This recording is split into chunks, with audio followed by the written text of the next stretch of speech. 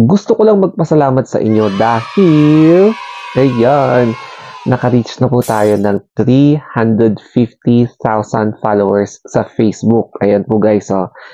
Medyo mabagal yung pag-usad ko kasi syempre hindi naman ako artista, no? Pero, slowly but surely. Kaya, thank you so much sa panonood ng aking mga istorya and sa mga tiwala sa panonood sa akin. Hindi man ako mayaman na vlogger, hindi ako charity vlogger, pero i-share ko sa inyo kung paano ko napaabot sa 350,000 followers para ma-inspire ko kayo, especially sa mga may balak na maging content creator sa Facebook, YouTube, at saka sa TikTok. Ito nga pala yung aking mga social media platforms. So, makikita nyo, aside from Facebook page, meron din po akong YouTube channel. Dalawa po yung YouTube channel ko, Story of Anthony, tsaka Review of Anthony. Tapos, sa TikTok naman, yan, Story of Anthony din. Pero mas kinoconcentrate ko na i-promote ang aking Instagram, The Story of Anthony, kasi ito yung medyo pinakakulelat sa lahat ng platforms ko. Kaya, bago ang lahat, follow nyo ako sa Instagram account. Ito na yung first tip, alamin mo kung saan ka magaling, saan yung forte mo, kung saan yung skills mo talaga, i-relate mo doon. Example is cooking. So, ito yung mga recipe. Yung singing, kung magaling kang kumanta. Tapos, dancing, kung magaling kang sumayaw. Tapos, ano pa ba? Kung mahilig ka mag-paint. So, use your talent and skill in a form of content creation. So, yun yung pinaka-tip ko para madali ka na lang at mas comfortable ka sa paggawa ng video. Number 2 is mag-research. So, paano itong gawin? Paano ako nagkaganito? Marami namang tutorial sa YouTube channel. Doon talaga ako natuto. Never ako humingi ng tulong sa mga ibang content creator, lalo na nagsisimula pa lang ako. Talagang inalam ko, nag-research ako sa Google, tapos tinignan ko yung mga step by step. For example, paano gumawa ng account? Ayun, meron lahat sa Facebook. Facebook, YouTube, o kaya TikTok, ang daming tutorials. Kaya mag-research lang kayo, i-type nyo lang yung keywords, lalabas yan. And then, syempre, yung mga updates, yung mga rules, regulations, andyan lahat kapag i-research mo. Pangatlo naman ay mag-invest sa mga ginagamit nyo sa vlogging. For me, ito yung in-invest ko na isa, itong mic. Medyo mura lang siya sa mga orange app, blue app, ayan. And then, syempre, phone din. Para kapag may nangyari, meron kang spare. Tapos, yung mga stand, ganyan, and huwag niyong pagdamutan yung sarili nyo. Kasi kung gusto niyo mag-venture sa isang business or sa mga career path, dapat meron kayong gamit. So, huwag niyong pagdamutan yung sarili nyo kung alam nyo merong opportunity na pwede makapagpababago ng buhay nyo. Pang-apat naman ay patience and consistency.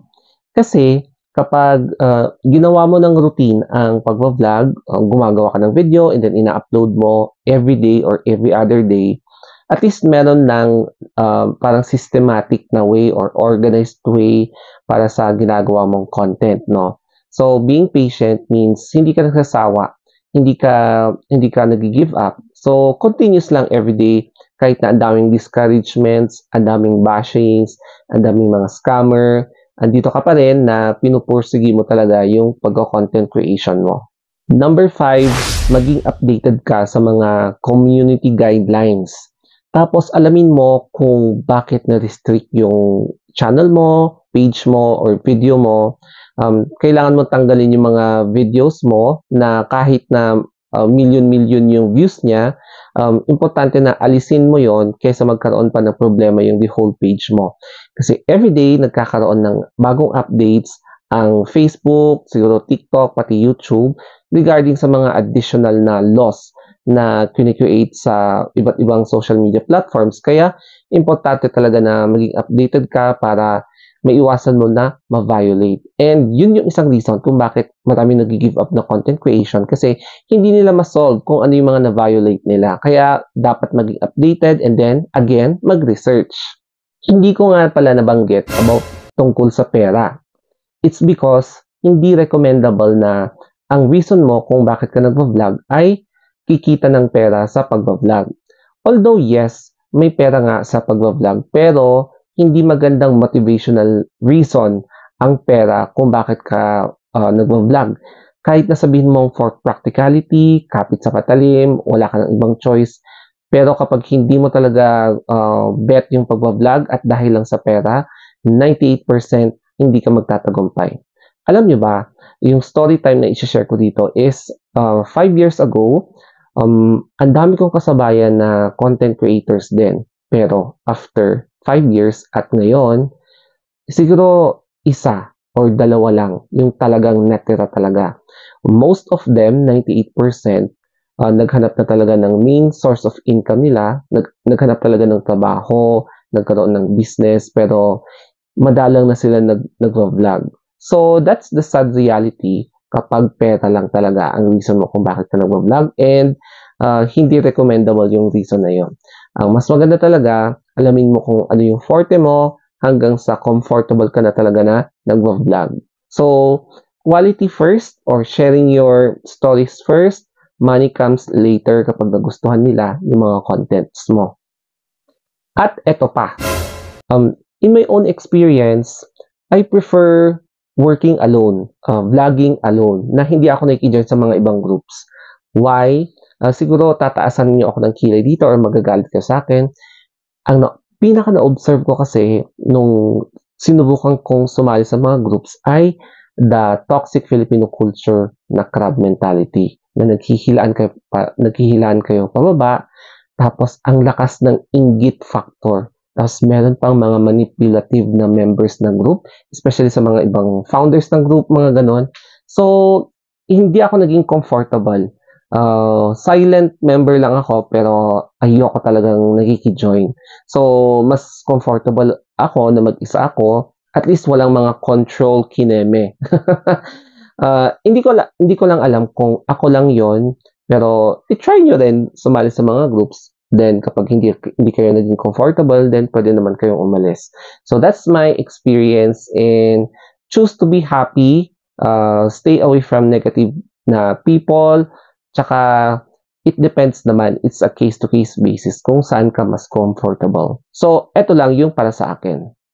And lastly, I hope na itong number na to ay aakyat. Siguro, in this year, sana maka 400 tayo, no? So, depende yan. Kung, kung papalarin tayo, siguro the maximum na aim ko for this year is 500k followers. Hindi naman ako artista kaya medyo mabagal talaga yung usad ng aking followers. But, still, 350,000 is a very, very big number of followers. Kaya maraming salamat sa inyong lahat dahil kung wala kayo, hindi ko rin maaabot tong number of followers na to.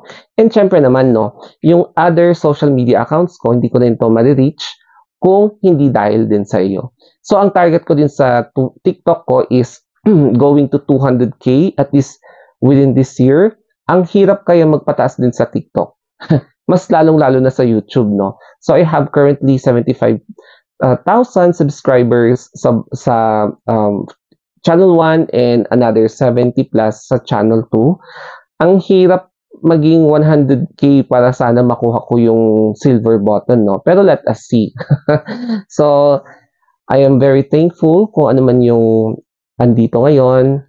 Pero ang masasabi ko lang is, I am not a charity vlogger. Hindi pa po ako mayaman na vlogger para masustain yung mga nagre-request na tulungan ko, yung mga ganon. Wala pa ako sa stage na yon. Ayan. So, kanya-kanya naman tayong niche So, thank you so much for understanding and more blessings to us all.